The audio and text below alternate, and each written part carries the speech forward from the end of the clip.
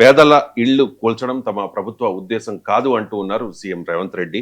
నాలాలు, చెరువుల ఆక్రమణలతో ఇబ్బందులు ఎదురవుతూ ఉన్నాయి. వాటిని తొలగించేందుకే పునరుద్ధరణ పనులు చేస్తూ ఉన్నాము. మూసీ ప్రక్షాళన అడ్డుకుంటే నగరానికి అన్యాయం జరుగుతుంది. ఆస్తులు కోల్పోయే వారికి పరిహారం, ఇల్లు కోల్పోయే వారికి ఇల్లు ఇస్తాము అంటూ సీఎం రేవంత్ రెడ్డి ప్రకటించిన పరిస్థితి. అలాగే వెలుగుమట్ల పేదలకు ఇందిరమ్మ ఇల్లు ఇస్తాము, అర్హులకు పునరావాసం కల్పించాల్సిందే, వసూళ్ల మాఫియాను ఉపేక్షించేది లేదు అంటూ మంత్రి తుమ్మలకు సీఎం రేవంత్ రెడ్డి సూచించారు. మరోవైపు ఖమ్మంలో కవిత నిరాహార దీక్ష చేస్తూ ఉన్నారు. భూదాన్ బాధితులకు న్యాయం చేయాలని డిమాండ్ చేస్తూ ఆ దీక్షను కూడా భగ్నం చేశారు పోలీసులు. సో ప్రొఫెసర్ గారు, వెలుగుమట్ల భూదాన్ భూముల బాధితులకు న్యాయం జరగాలి అంటూ ఉన్నారు కవిత. మరోవైపు పేదల ఇళ్లు కూల్చడం ప్రభుత్వ ఉద్దేశం కాదు అంటూ ఉన్నారు రేవంత్ రెడ్డి. ఏంటి సార్ ఇది సమస్యకు పరిష్కారం ఏంటి? అంటే ఇక్కడ మనకు అర్థం కావాల్సింది ఈ అసలు ఫ్యాక్ట్స్ ఏంటి, ప్రభుత్వం ఏం చెప్తోంది, ఏం చేస్తా అంటోంది. ఇది ఖమ్మం సమీపంలో, అంటే ఇప్పుడు ఖమ్మం కలెక్టరేట్ సమీపంలో ఉండేటువంటి గ్రామం వెలుగుమట్ల. ఈ గ్రామంలో 62 ఎకరాల భూదాన్ భూమి ఉంది. భూదాన్ భూమి అంటే మన వాళ్ళకి అర్థం కావాల్సింది, ఇది భారతదేశంలో అనేక ప్రాంతాల్లో సాయుధ రైతాంగ పోరాటాలు జరిగాయి. అందులో తెలంగాణలో కూడా తెలంగాణ సాయుధ రైతాంగ పోరాటం జరుగుతున్న సమయంలో భారతదేశంలో భూ సమస్య మొట్టమొదటిసారిగా దేశ రాజకీయ ఎజెండాలకు వచ్చింది. ల్యాండ్ రిఫార్మ్ చట్టాలు, కౌలుదారు చట్టాలు వచ్చాయి. దీనికన్నిటికీ మూలము తెలంగాణలో జరిగినటువంటి రైతాంగ పోరాటం. అంటే తెలంగాణలో రాచరికానికి వ్యతిరేకంగా, భూస్వామ్యానికి వ్యతిరేకంగా ప్రజలు పెద్ద ఎత్తున పేద ప్రజలు తిరగబడ్డారు. సో ఈ తెలంగాణ సాయుధ రైతాంగ పోరాటం కమ్యూనిస్టుల నాయకత్వంలో జరిగింది. అప్పుడు దేశంలో ఉన్న కాంగ్రెస్ పాలకులు ఈ కమ్యూనిస్టుల ప్రభావాన్ని తగ్గించే క్రమంలో భూ సంస్కరణ చట్టాలు తీసుకొచ్చి, కౌలుదారి చట్టాలను తీసుకొచ్చి మేము భూమి పంచుతామని మొదలుపెట్టారు. వాస్తవంగా కాంగ్రెస్ పార్టీయే స్వాతంత్రోద్యమ కాలంలోనే దున్నేవాడికి భూమి అని నినాదం ఇచ్చింది.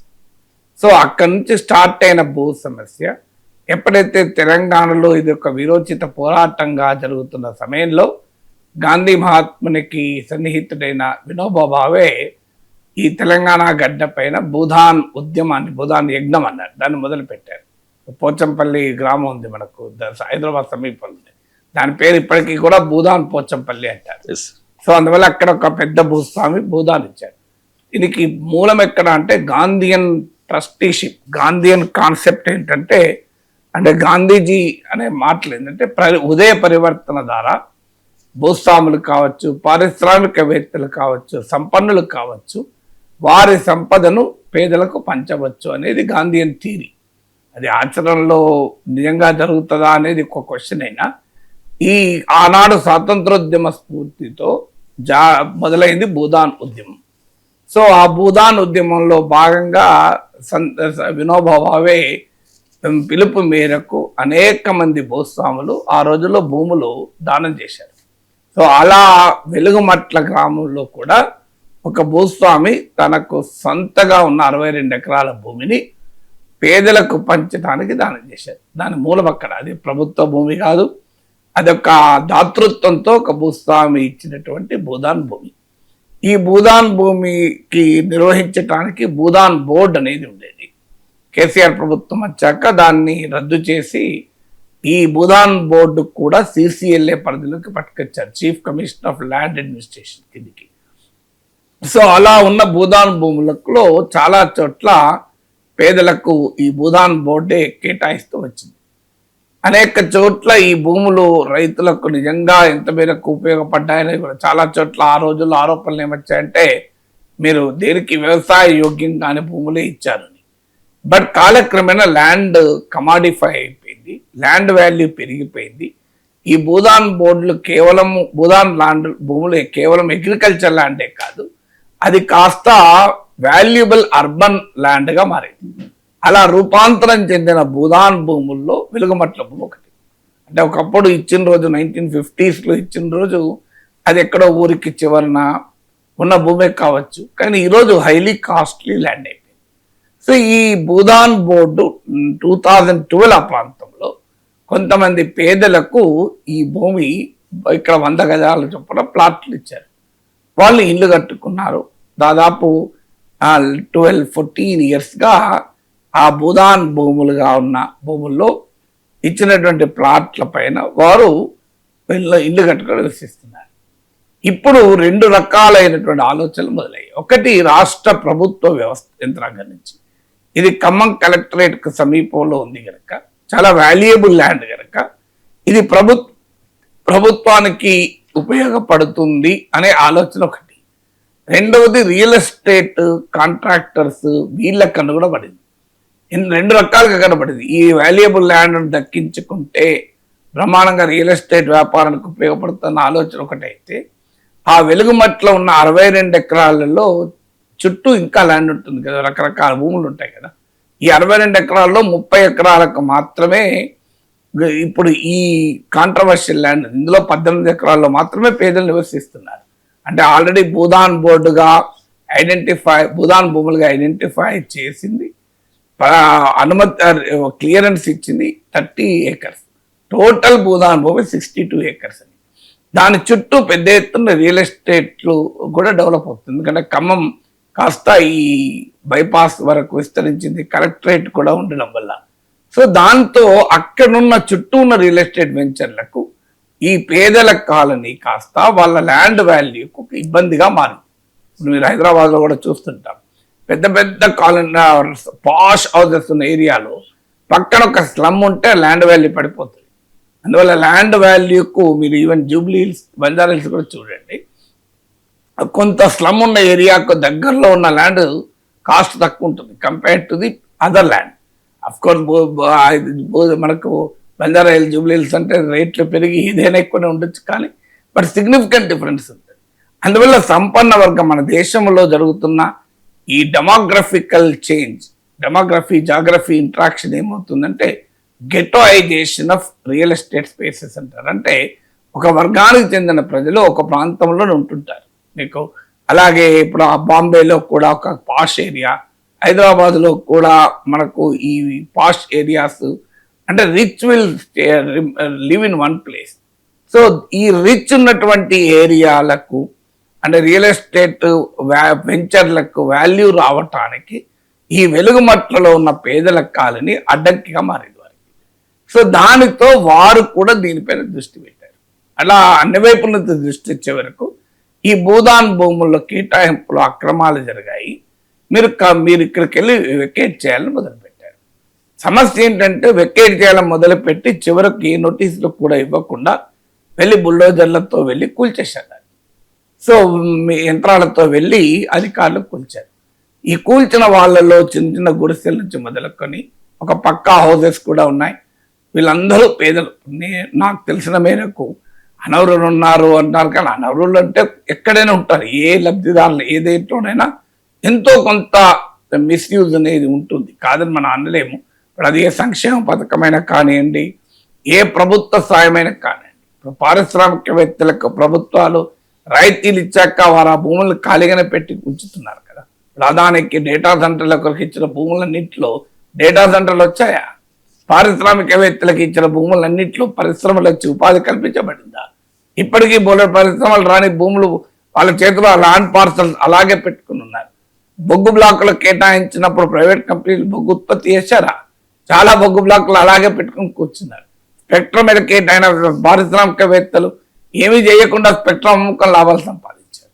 అందువల్ల ఎక్కడైనా గవర్నమెంట్ ఏది ఇచ్చినా ఎంతో కొంత మిస్యూజ్ ఉండకుండా ఉండదు. కానీ దాని పేరు చెప్పి మొత్తం ఎంటైర్ ప్రాసెస్ని మిస్యూజ్ అనడానికి అవకాశం ఉండదు. ఈ వెలుగుమట్లలో కూడా అనేక మీడియా కథనాలు కానీ వివిధ పార్టీలు సంస్థలు వెళ్ళినప్పుడు కానీ ఆ ప్రాంతం తెలిసిన ఎవరికైనా తెలిసి ఇందులో ఉండేది అత్యధికంగా నిరుపేదలే. కొద్దిమంది ఎవరైనా ఇతరులు ఆరు కూడా పెద్ద రియల్ ఎస్టేట్ వ్యాపారంలో కోటీశ్వర్లో పోయి ఉన్నదేమీ లేదు. ఎందుకంటే నేను ఆ ప్రాంతాన్ని చాలాసార్లు వెళ్ళాను ఆ ఏరియాకి. సో అదేమీ సంపన్నులు ఉండగలిగే ప్రాంతం కూడా కాదు ఆ వెలుగుమట్ల ఏరియా.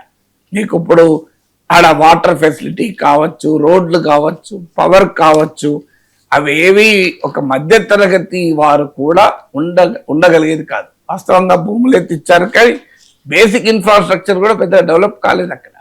అందువల్ల అక్కడ ఏదో పెద్ద సంపన్నులు, రియల్ ఎస్టేట్ వ్యాపారులు, కోటీశ్వర్లు అక్కడ వెళ్ళి నివాసం ఉంటున్నారు అన్నది నిజం కాదు. ఉండేదంతా పేదలు, హమాలీలు, మీకు పని మనుషులు, ఇలాంటి వారు అక్కడ ఎప్పుడైతే భూదాన్ బోర్డు అధికారికంగా వాళ్ళకు ల్యాండ్ ఇచ్చిందో, ల్యాండ్ ఇచ్చినాక పేదల కాన్సెప్ట్ ఎప్పుడైనా ఏంటంటే పేదలకు ల్యాండ్ దొరికితే వాడు తన జీవితాంతమైన సేవ్ చేసి పెట్టి ఒక ఇల్లు కడతారు, పేదలైనా మధ్యతరగతి ఎవరైనా. అందుకే చాలా మందికి అర్థం కాని విషయం అంటే పేదలకు ల్యాండ్ ఇస్తే అదేదో డెవలప్మెంట్కు వ్యతిరేకం అనుకుంటారు. నిజంగా చెప్పాలంటే పేదలకు ల్యాండ్ ఇచ్చిన చోట వాళ్ళు దానిపైన ఇన్వెస్ట్ చేసి డెవలప్ చేసుకుంటారు కష్టార్జితాన్ని. ఇప్పుడు ఇక్కడ అదే జరిగింది వెలుగుమట్టులో కూడా. వాళ్ళు 1 లక్ష, 2 లక్షలు, 3 లక్షలు, కొంతమంది అయితే 4-5 లక్షలు కూడా అప్పులు చేసి లేదా జీవిత కాలం తాము ఒక్కొక్క రూపాయి మిగిలించుకున్నది ఇవన్నీ చేసుకొని వాళ్ళు ఇల్లు కట్టుకున్నారు. లేదంటే ఊర్లో ఏదన్నా ల్యాండ్ ఉంటే లేదా ఒక 6 ఎకరమో 10 ఎకరమో భూమి ఉంటే అది అమ్ముకొని వచ్చి ఇక్కడ పాపం వాళ్ళు ఇల్లు కట్టుకొని ఉన్నారు. ఇప్పుడు ప్రభుత్వం వచ్చి వాళ్ళ ఇంటిని కూలగొట్టారు. సో ఇప్పుడు ఏం చేయాలి? ఇప్పుడు విచిత్రమైన స్టేట్మెంట్ ఇవాళ పత్రికలో వచ్చింది, మేము పేదలకు ఇందిరం ఇల్లు ఇస్తాం. ఇల్లు కూలగొట్టడం ఎందుకు, ఇందిరం ఇల్లు ఎందుకు? అంటే వాళ్ళ ఇల్లు వాళ్ళకు ఉండగాదు, కూలగొట్టి మళ్ళీ ఇందిరం ఇల్లు ఎందుకు? సో ఇందిరం ఇల్లు ఇవ్వదలుచుకుంటే దాన్నే ఇందిరం ఇల్లు అంటే అయిపోయేది కదా. సో ఇప్పుడు కొత్తగా ఇల్లు కూలగొట్టడం ఏంటి, కూలగొట్టిన ఇంటికి ఇందిరం ఇల్లు ఇవ్వడం ఏంటి అన్న లాజిక్ ఉందా ఎక్కడైనా? సో కూలగొట్టే ముందు ఒక ప్రాపర్టీ డిమాలిష్ చేసే ముందు మీకు ధైర్యం ఉందా? ఒక పెద్ద పారిశ్రామికవేత్త ఆక్రమించుకుంటే వాళ్ళ ఇల్లు కూలగొట్టే ఎంతమంది ఇల్లు కూలగొడతారు? సో మీకు ఒక ఇన్కన్వెన్షన్ లాంటివి వినబడుతుంటాయి, మనకు ఎన్ని వినబడుతుంటాయి. సో వాళ్ళు నిరుపేదలు కనుక మీరు వెళ్ళి ఇష్టారాజ్యంగా కూలగొట్టారు.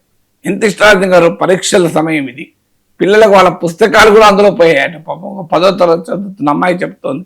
సో ఒక అమాలి బిడ్డ, సో నా పుస్తకాలు కూడా అందులో ఆ డిమాలిషన్లు వెళ్ళిపోయాయని చెప్పి.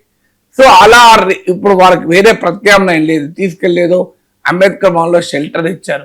పోనీ నిజంగానే మీకు ఇందిరమ్మ ఇల్లు ఇవ్వాలి, ఇస్తామని ఆలోచన ఉంటే ఒక 6 నెలలో 7 టైం తీసుకొని దాని ఇందిరమ్మ ఇల్లు ఇచ్చి ఆ ఇళ్లకు మూవ్ చేసి దీన్ని కూల్చిన అర్థం ఉండేది. కూల్చిన తర్వాత ఇందిరమ్మ ఇల్లు ఇస్తామని ఎందుకంటున్నారు? ఇవ్వచ్చు కూడా, రేపు ప్రభుత్వం పైన ఒత్తిడి ఆ స్థాయిలో పెరుగుతుంది కనుక. నాకున్న సమాచారం ప్రకారం సమీపంలోనే ఒక ఏరియాను డిసైడ్ చేస్తున్నారు, మార్చి 15లోగా వాళ్లకు ఇల్లు ఇస్తామన్నారు. ఇప్పుడు ఇంత ప్రెషర్ వచ్చింది గనక అనర్హులను గుర్తించామన్న పేరిట వేరే ఇండ్లు ఇస్తే ఇవ్వచ్చు. ఎందుకంటే ఆల్రెడీ ఒక 350 వాళ్ళనే 350 మంది అర్హులను గుర్తించాం, మిగతా వాళ్ళు అనర్హులు అంటున్నారు. సో నేననే ప్రశ్న, మీకు నిజంగానే ఆలోచన అనర్హులు ఉన్నారు, పేదలు కాని వాళ్ళు ఉన్నారు, ఇది అన్యాయంగా కేటాయింపులు జరిగాయని మీకు అనిపిస్తే ఈ కూల్చడానికి ముందే ఆ ప్రయత్నం చేసి అర్హులు సోషియో ఎకనామిక్ సర్వే చేసి ఎవరు అర్హులు ఎవరు అనర్హులను తేల్చి ఆల్రెడీ అర్హులకు మీరు సెపరేట్గా ఇందిరా బిల్లు కట్టి దాని గృహప్రవేశం చేసినాక దీన్ని కూర్చొని ఉంటుంది. సో అలా చేశారా మీరు? ఇప్పుడు మీకు అనర్హులని చెప్పి మీరు అర్హులైనా అనర్హులైనా వాళ్ళు మనుషులే కదా, మీరు వాళ్ళను అర్ధాంతరంగా నిర్దాక్షిణ్యంగా మీరు ఇల్లు కూల్చేసి వాళ్ళకి ఇల్లు లేకుండా చేస్తే వాళ్ళు ఎలా బతుకుతారు కుటుంబాలు?